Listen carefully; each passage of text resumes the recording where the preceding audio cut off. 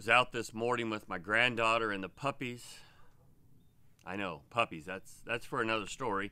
And the puppies were coming down this way, and my granddaughter was following after the puppies. What she did not realize is that she was heading into this stinging nettle. While it didn't bother the dogs, it would have really, really upset her sensitive skin.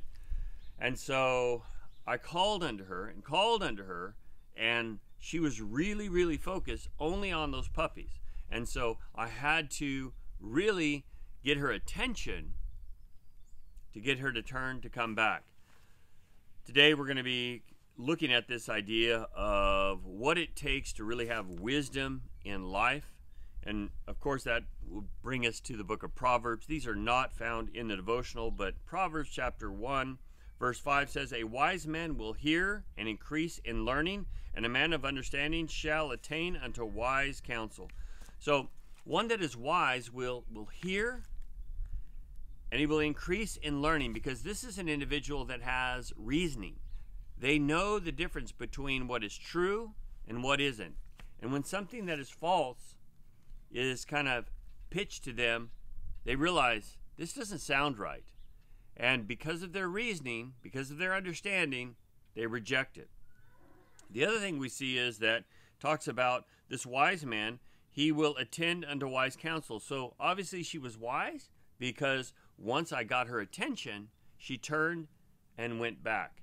And so let's read on in verse 7. It says, "The fear of the Lord is the beginning of knowledge, but fools despise wisdom and instruction." And so there's no shortage of fear today. It's just not placed in the Lord.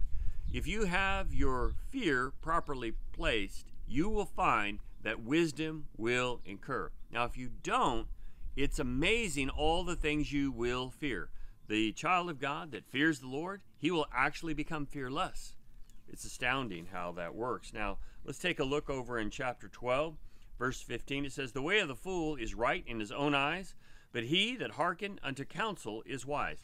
This is dealing with pride. The fool, he thinks he's right in his own eyes. He is puffed up with pride.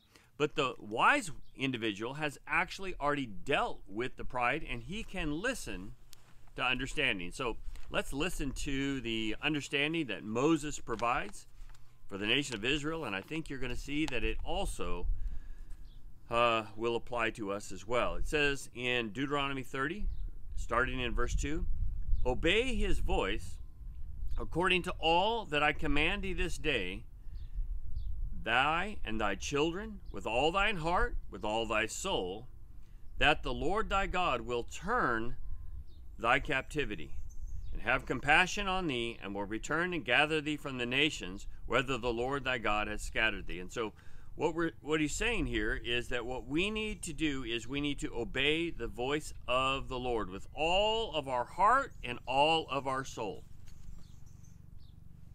This seems to be the issue today, is we seem to have allowed the enemy to divide our heart, divide our time, divide our loyalties. And what God is asking is for all of our heart, that we would hearken unto his voice, we would turn to him, and we would listen. Because if we don't, we're going to get into some pretty dangerous things. So as you navigate your day, really evaluate what and who you listen to. It'll make a difference. May God bless you. I thank you so much for listening to these videos. Truly appreciate it. Apologize for the few that I've left out. And pray for me, and I'll pray for you. God bless.